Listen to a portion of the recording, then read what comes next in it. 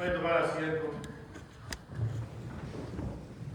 Rápidamente vamos a abrir nuestras Biblias porque tenemos un capítulo medio largo y al no hablar tanto de nada, vamos a estudiar la palabra.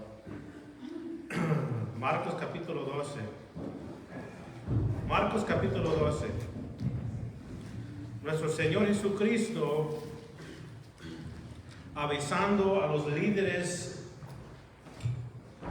de los judíos el peligro de seguir rechazando a Él, el Mesías. Marcos capítulo 12, el Señor introduciendo un nuevo pacto bajo el poder de Dios, la fidelidad de Dios, la gracia de Dios. Y ellos siguiendo, rechazando a Él, el Señor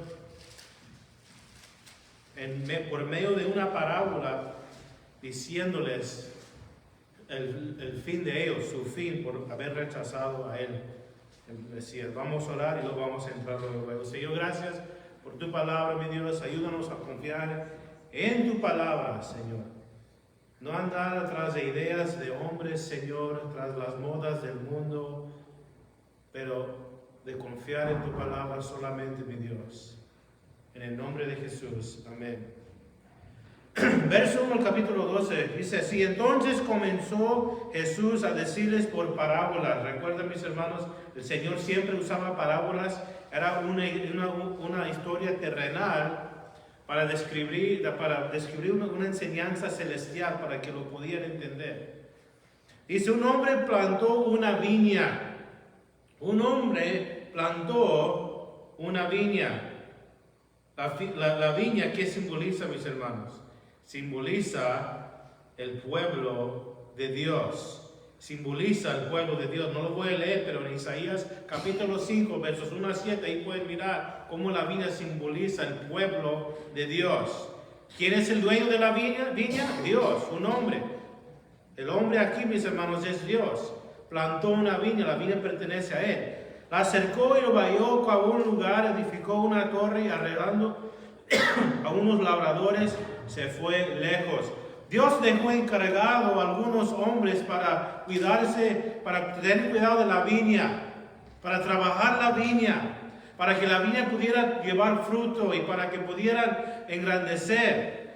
Pero los trabajadores empezaron a fijarse por sí mismos y no por el bien del pueblo de Dios. Verso 2 dice: a su tiempo envió un siervo a los labradores.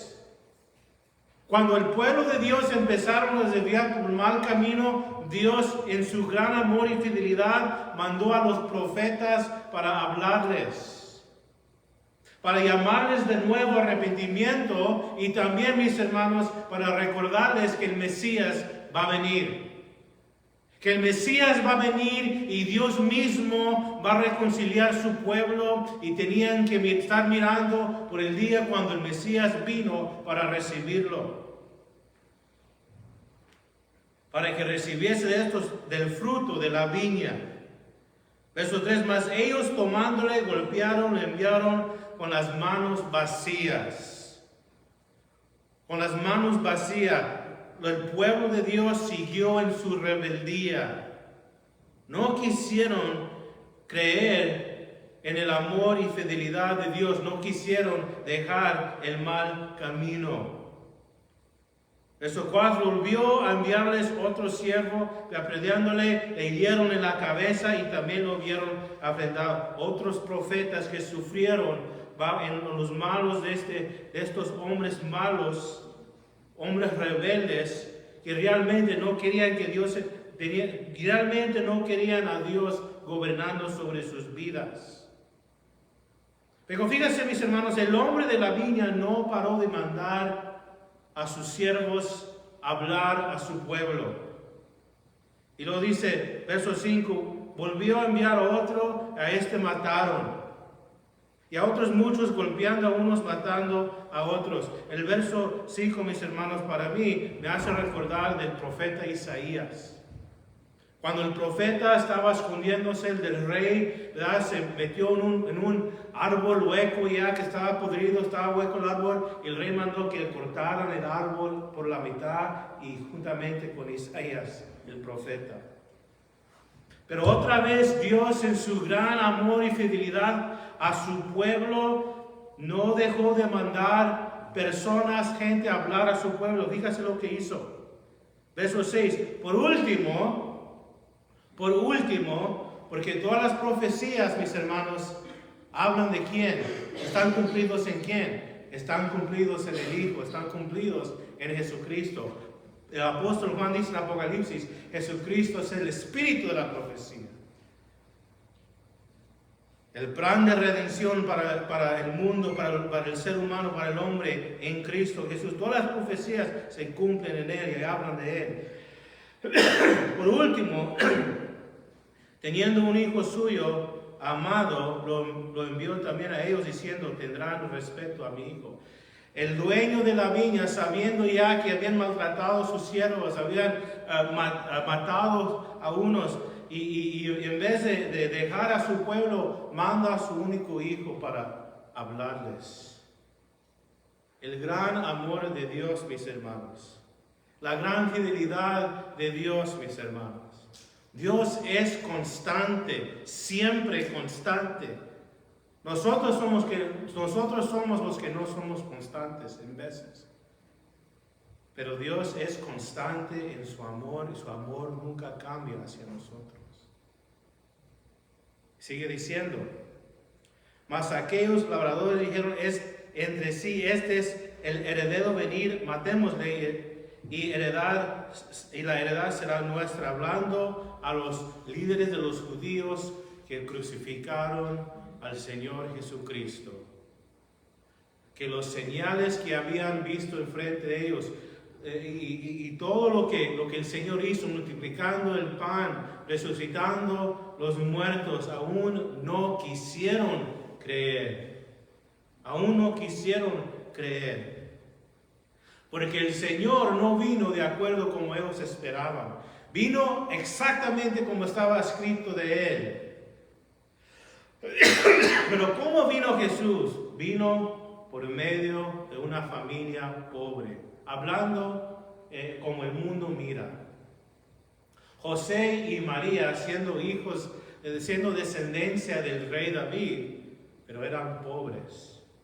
Eran pobres, pero eran obedientes. Eran obedientes. María era obediente. Dios le habló a María diciendo que ella iba a cargar al Mesías.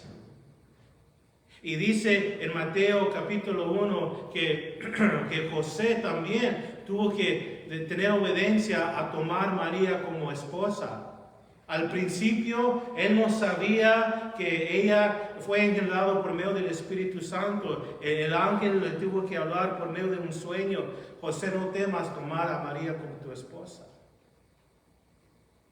Fueron obedientes, pero los fariseos, los saduceos, los líderes del pueblo esperaban un hombre político. Esperaban un hombre naciendo en un palacio. El Señor nació en un pesebre. Y se habían olvidado de todos los detalles del Antiguo Testamento acerca de Él. El Señor vino exactamente como estaba escrito de Él, pero ellos no quisieron creer porque no convenía para ellos tener un Mesías que sufre. No convenía para ellos un Mesías que estaba afuera de Jerusalén ministrando a la gente que realmente estaban sufriendo por causa del pecado.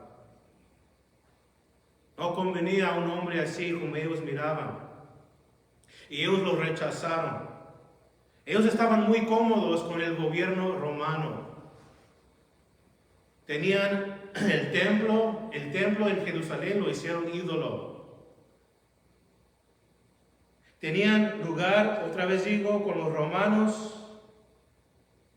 La gente admiraba a los fariseos y los escribas, mirando a ellos como Dios, pero no eran Dios. Rechazaron a Dios, eran más bien hijos del diablo, como el Señor dijo.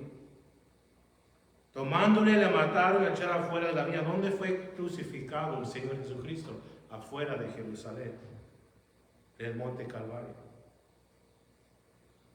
Cuando uno, mis hermanos, es una ilustración muy importante también. Para el judío, si el judío quiere ser salvo, tiene que salir del judaísmo para venir al Mesías. Porque la salvación es por la gracia, es por la fe. Justificados por la fe, tenemos paz para con Dios. Es por la fe, ya no por obras. Todo lo que está en la ley de Moisés nos describe la obra de redención de Jesucristo. Es la sombra, pero Cristo es la realidad. Y también, mis hermanos, si alguien que no es judío, que no creció bajo la ley de Moisés, a lo mejor creció como católico, tiene que dejar el catolicismo atrás y tiene que venir a Jesús por medio de fe y tiene que recibir el perdón de pecados. Es por la gracia, tiene que recibir el amor de Dios, el Espíritu Santo en su vida para ser transformado. Nunca, nunca, nunca van a ganar el favor de Dios en rezar, en los sacramentos, y nunca, nunca, nunca, mis hermanos, van a agradecer a Dios pensando que están comiendo el cuerpo, pensando que están tomando la sangre. Cristo murió una solamente vez, Él murió. Y cuando nosotros celebramos la Santa Cena, como dice la Escritura, es un símbolo del que el Señor hizo una vez y murió una vez, y es suficiente para redimir la humanidad. Tenemos que salirnos de las creencias de los hombres para salir y encontrarnos con Cristo afuera, y para recibir realmente comunión con Dios. Y luego el Señor, verso 9, dice: ¿qué pues hará el Señor de la viña? Vendrá y destruirá a los labradores y dará su viña a otros. Recuerda, mis hermanos, que el Señor va a poner un nuevo pacto basado en su sangre. Va a dar la autoridad a otros. ¿A quién? Déjame leer para ustedes, para que entiendan lo que estoy diciendo. La ley, otra vez digo, mis hermanos, Dios dio la ley para guiarnos a Cristo. Para guiarnos a Cristo. Pero en Efesios 2:20, fíjate lo que Pablo dice a la iglesia: edificados sobre el fundamento de los apóstoles y profetas. ¿Quién es el fundamento de los profetas y los apóstoles? Es Cristo Jesús. Fíjate, otra vez lo voy a leer. Edificados sobre el fundamento de los apóstoles y profetas, siendo el principal piedra del ángulo Jesucristo mismo. ¿Qué predicaban los apóstoles? Fe en Cristo Jesús. Vida nueva en Cristo Jesús. Perdón de pecados en Cristo Jesús. El Espíritu Santo por medio de Cristo Jesús. Dice, verso 21, en quien todo el edificio bien coordinado va creciendo para ser un templo santo del Señor. Nosotros, mis hermanos, Dios nos puso en su Hijo amado. Estamos en la doctrina de Jesucristo y de los apóstoles. Otra vez digo, fe en Cristo, fe en Cristo, fe en Cristo. Justificación por medio de la fe en Cristo. Ya no en ordenanzas de la ley, ya no en guardando fiestas y no comiendo esto, lo otro, no tocando esto, lo otro, pero fe en Cristo el Señor. En el verso 10 el Señor les dice, Él tomó textos de los primeros, Él tomó textos del Antiguo Testamento. Estos hombres eran muy estudiados, sabían lo que decía el Antiguo Testamento, y Él lo recuerda.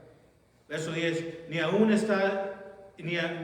esta escritura habéis leído: la piedra que desechamos edificadores ha venido a ser cabeza del ángulo. Ellos lo rechazaron la piedra principal. Cuando van a edificar un edificio, tienen que asegurar que la primera piedra que van a poner sea derecha. Porque si por poquito sale afuera, mis hermanos, el resto del edificio sale chueca. Y un edificio chueco, nada va a salir bien, va a caer. Pero ¿quién puso, mis hermanos, la piedra? Dios mismo puso la piedra, no los hombres. Pablo dijo, yo recibí del Señor. Yo recibí ¿de quién? De Cristo, del Señor. La fe que usted y yo tenemos vino del cielo. Dios, mis hermanos, nos salvó y nos puso en su Hijo amado y estamos derecho en Él. Sí hay ocasiones cuando el bloque está un poquito afuera de su lugar y Dios en su gracia y misericordia empieza a limpiar lo que para acomodarnos mejor en Cristo. Pero estamos en Cristo, tenemos una firme cimiento. Cristo es la piedra, no Pedro. Cristo mismo es la piedra. Dios lo puso ahí. Y el que cree en Él, como dice en Romanos, nunca será avergonzado. ¿Cree en Él para qué? Para la salvación. Para salvación. El Señor lo hizo, verso 11. El Señor lo ha hecho esto. Y es cosa maravillosa a nuestros ojos. El hombre no lo pudo hacer, mis hermanos. El hombre no lo pudo hacer. Porque el hombre es pecador. Pero Dios, mis hermanos, es perfecto, es santo y nos ama con un amor perfecto. Y Él tuvo que hacer la obra. Nada viene de nosotros mismos, todo es del Señor. Verso 12, fíjese cómo reaccionaron estos hombres malos. Procuraban prenderle porque entendían que decía contra ellos aquella parábola, pero temían a la multitud y dejándole se fueron. Fíjese el verso 12, ellos sabían muy bien lo que estaban haciendo. Por eso no había perdón para ellos, porque ellos sabían que estaban rechazando al Mesías. Verso 3, y le enviaron a algunos de los fariseos y de los herodianos para que los sorprendiesen en alguna palabra. Van a tratar de atrapar al Señor con decir algo mal en contra de los romanos o en contra de la ley de Moisés. Dice verso 14, viniendo a ellos le dijeron, maestro, sabemos que eres hombre veraz. Luego empiezan con palabras vanas. ¿Sí conocen a gente así? Que en tu cara te dicen algo, eres tan bonito y bello, y nomás te vas y sacan la espada y le dan. Así eran los fariseos y los escribas. Proverbios dice que una lengua engañosa es similar a alguien que te sube al cielo con palabras vacías, vanas. No debemos de ser así. No debemos de ser así. Siempre hablando de la verdad en amor. La verdad en amor. Porque muchos hablan pura verdad y no tienen amor y eso también no edifica a nada. Y fíjate lo que dice. Sabemos que eres hombre veraz y que no te cuidas de nadie porque no miras la apariencia de los hombres, sino que con verdad enseñas el camino de Dios. Y luego le dicen, ¿es lícito dar tributo a César o no? ¿Daremos o no daremos? Para el judío aborrecían pagar taxas o impuestos a un gobierno ajeno. Ellos odiaban de tener en Roma encima de ellos. Y si el Señor dijera, sí hombre, págale a César, ellos iban a rechazar, ellos iban a tener caso en contra de Jesús de apoyar un gobierno ajeno. Si Jesús iba a decir, no le pagas a César, iban a poder acusar a Jesús de rebelar en contra del gobierno de Roma. Pero fíjate cómo el Señor contesta esta pregunta, mas Él, percibiendo la hipocresía de ellos, el Señor ve todo, conoce todo, escucha todo. Les dijo, ¿por qué me tentéis? Traedme la moneda para que la vea. La respuesta estaba enfrente de ellos. Verso 16, ellos se le trajeron y les dijo, ¿de quién es esta imagen y inscripción? Ellos le dijeron, de César. Verso 17, Respondiendo Jesús les dijo, dar a César lo que es de César y a Dios lo que es de Dios. Y se maravillaron de él. En otras palabras, el Señor está diciendo, tienes que pagar los impuestos al gobierno. Tienes que pagar impuestos al gobierno.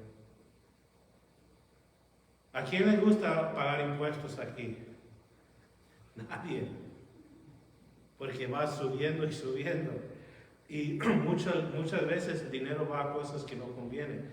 Pero es mandato de Dios que tenemos que pagar los impuestos. Y luego dice, dar a Dios lo que es de Dios. ¿Qué es de Dios? Todo es de Dios. Todo es de Dios. Somos mayordomos, mis hermanos. Somos siervos. Tenemos que trabajar. Todo lo que tenemos, mis hermanos, estamos tratando de glorificar a Dios con todo lo que tenemos. Nuestro trabajo, nuestra casa, nuestra vida, nuestra familia. Dar a Dios lo que es de Dios y a César lo que es de César. Verso 18. Entonces vinieron a él los saduceos. Estos hombres no creían en el Espíritu ni en la resurrección. ¿Cuál esperanza tenían? Estos hombres, mis hermanos, eran demasiado ricos. Y más bien apoyaban en enseñanzas de hombres. Dice, los saduceos que dicen que no hay resurrección.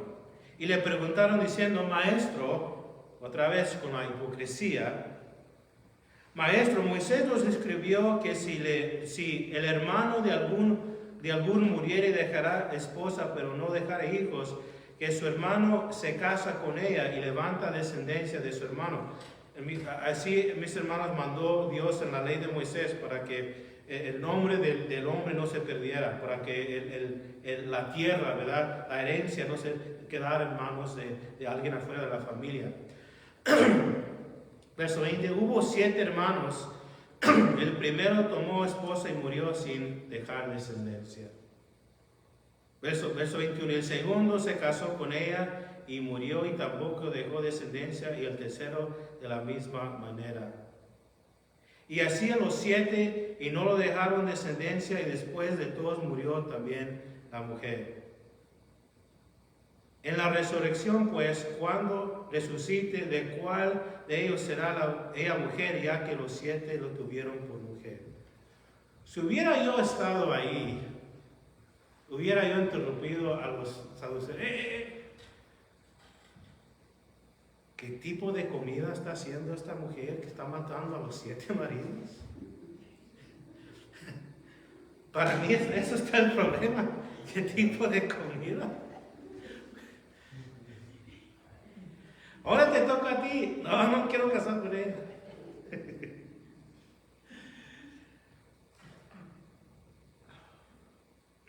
Verso 24. Entonces respondiendo Jesús, no oréis por esto, porque ignoréis las Escrituras y el poder de Dios. Cristo respondió diciendo, ustedes no saben, están ignorando.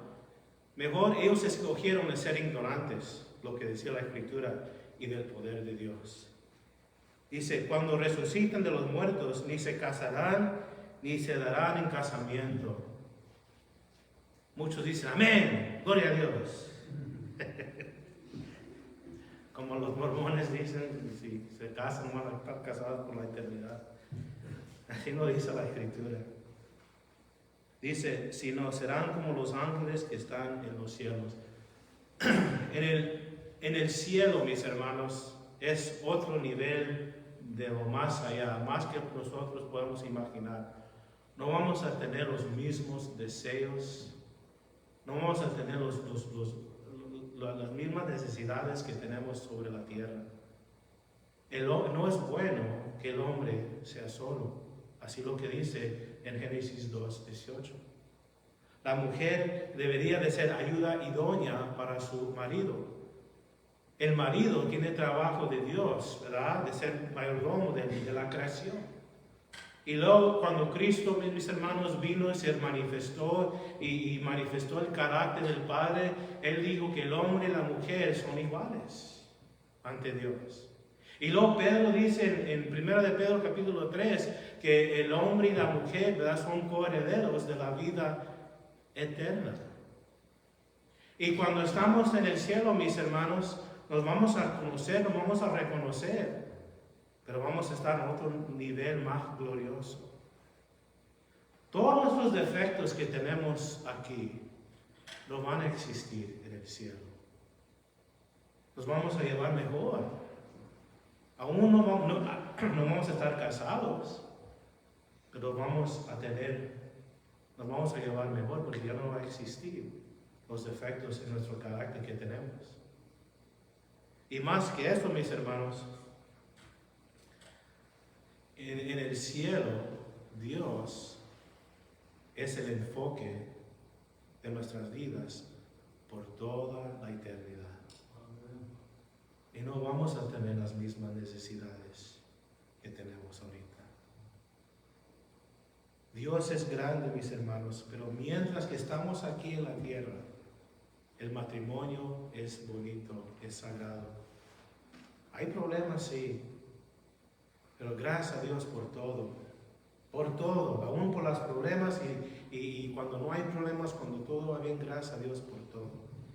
Y mis hermanos, recuerda como dijo el capítulo antes, para el hombre es imposible, pero para Dios todo es posible. Regresando aquí, ellos estaban ignorando las escrituras y ellos no sabían, no conocían el poder de Dios. Verso 25.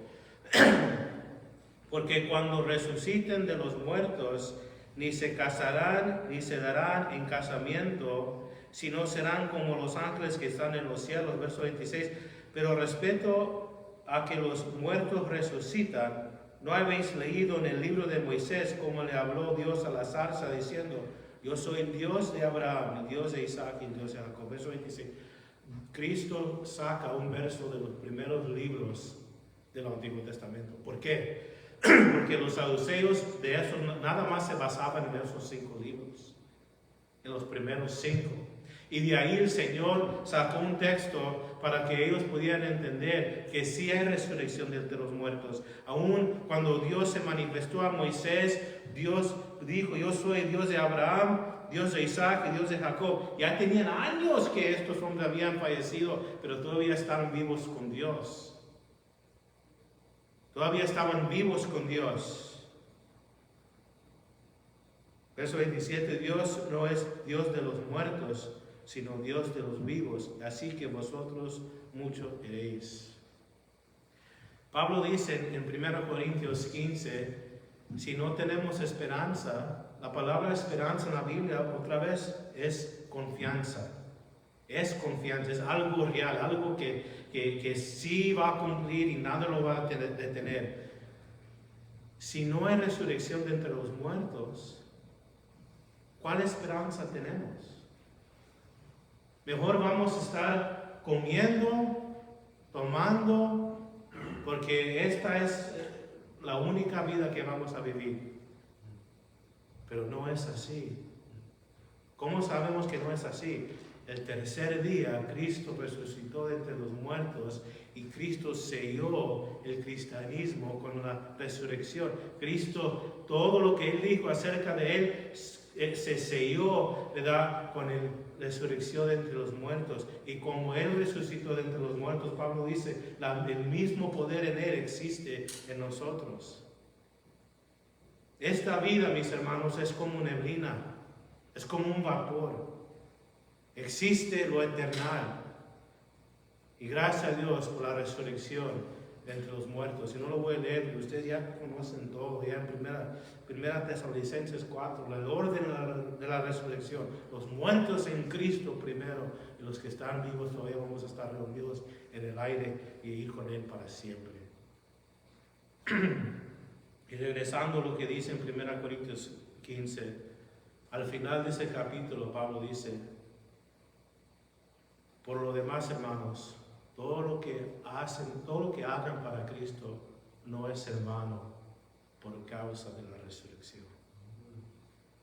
Todo lo que ustedes y yo hagamos para el reino de los cielos no es en vano porque sucedió la resurrección de Cristo y nosotros vamos a resucitar también con Él, en Él. Verso 28.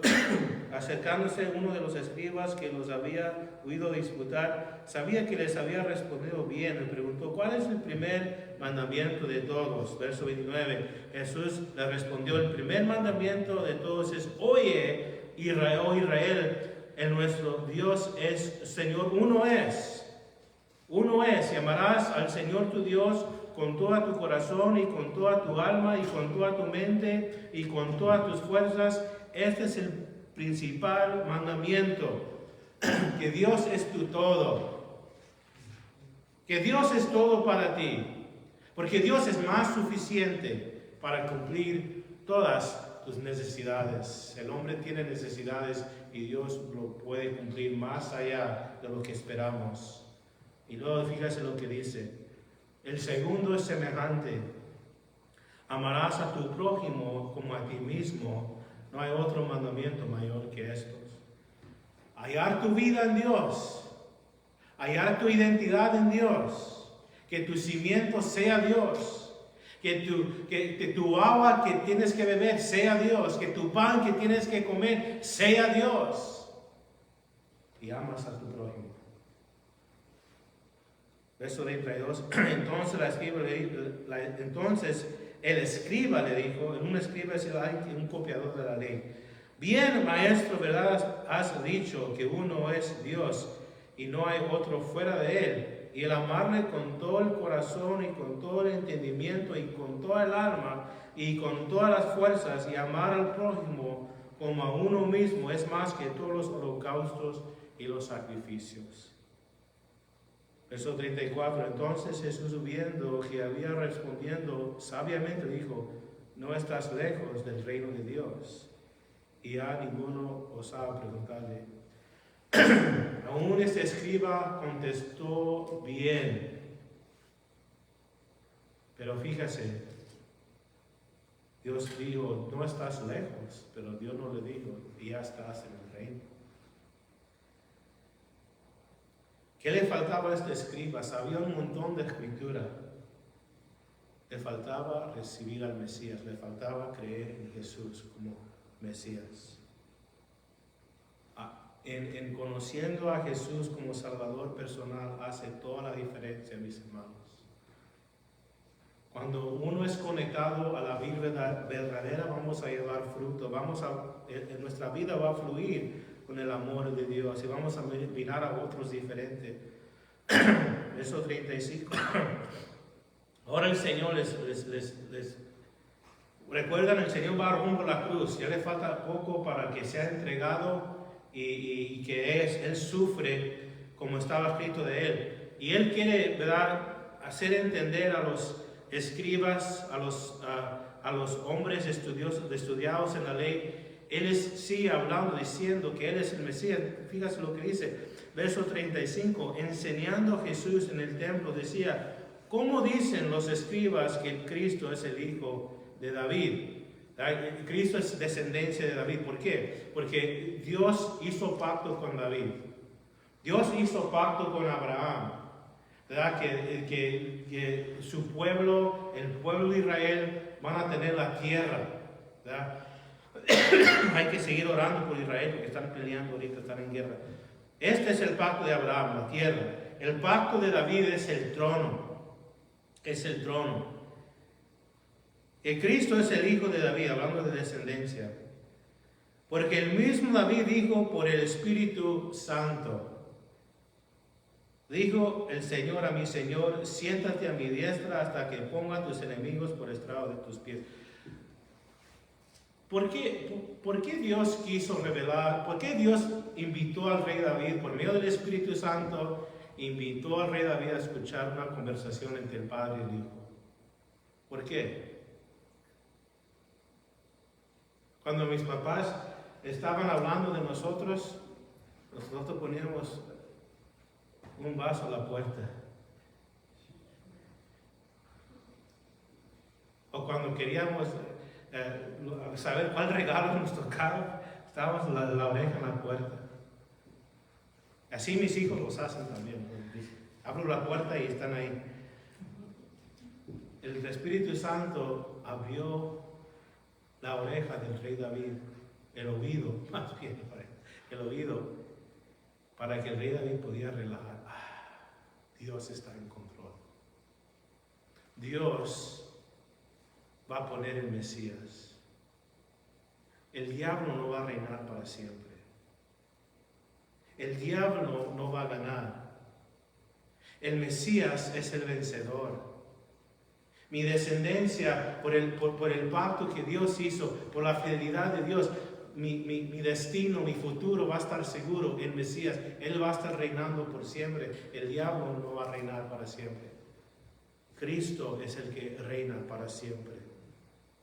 Y por eso cuando el rey David escuchó el Padre hablando con el Hijo, el Señor dijo a mí, Señor, dice en el hebreo, lee así, Yahweh dijo a mi Adonai, que significa Señor. El Padre hablando a Jesús su Hijo, siéntate a mi diestra hasta que ponga a tus enemigos por estrado de tus pies. El Mesías es el Rey. Él va a reinar por siempre y por siempre, mis hermanos. Y si leen Apocalipsis van a ver que la iglesia juntamente va a reinar con Cristo por siempre y por siempre. Nosotros, usted y yo debemos de descansar en esa gran verdad. Cristo es el Rey y vamos a reinar con Él. Todo lo que sufrimos, mis hermanos, no es nada en comparación de lo que nos espera en el reino venidero. Un reino eterno. Ya para terminar. Y David mismo llama al Señor, ¿cómo puede ser su hijo? Y la gran multitud del pueblo lo oía en buena gana. En Isaías dice que el Mesías es el raíz y también es el retoño del rey David, significando que Cristo desde antes, mis hermanos, estaba con el Padre presente durante la creación y antes de su manifestación como hombre. Dice, guardaos los escribas que gustan andar con largas ropas y aman las salutaciones en las plazas. Verso 39, y las primeras sillas en las sinagogas y los primeros asientos en las cenas, que devoran las casas de las viudas. Deberían de estar ayudando a las viudas, pero mejor estaban comiendo lo que pertenecía a ellas. Por pretexto hacen largas oraciones, estos recibirán mayor condenación. Con un hambre, a veces tenemos hambre y uno empieza a orar y aleluya, están enfriando los frijoles. Más dile, gracias Señor, amén, y ya vamos a comer. Ahora, a veces yo conocí, he estado en lugares, a ver hermano, oren por la ofrenda, y le llevan el micrófono y empieza a orar por como unos 10 minutos. Y dije, ¿vas a orar o vas a predicar? Dice, estando Jesús sentado delante del arca y de la ofrenda, miraba cómo el pueblo echaba dinero en el arca, y muchos ricos echaban mucho. Quizás algunos piensen, ¿por qué durante el servicio no recibimos ofrenda? Ahí tenemos una caja atrás. La gente puede echar lo que pueden o lo que quieren, pero no vamos a pedir ofrenda durante el servicio, porque es bíblico, ¿verdad? Lo que hicieron aquí. Y verso 42, y vino una viuda pobre y echó 2 blancas, o sea, un cuadrante, o 2 pennies. Otra explicación que fue 2 pedacitos, ¿verdad? Cuando uno come pan, las migadas que quedan, 2 migadas de pan, casi nada. Pero para ella era todo. Entonces, llamando a sus discípulos, dijo, de cierto digo que esta viuda, en esos tiempos, mis hermanos, una viuda no tenía nada. No tenía un hombre para soportar a ella. Esta viuda pobre echó más que todos los que han echado en el arca, porque todos han hecho de lo que sobra, pero esta de su pobreza echó todo lo que tenía, todo su sustento. El Señor, mis hermanos, no se fija en la cantidad, pero se fija cómo demos. Se fija cómo demos, mis hermanos.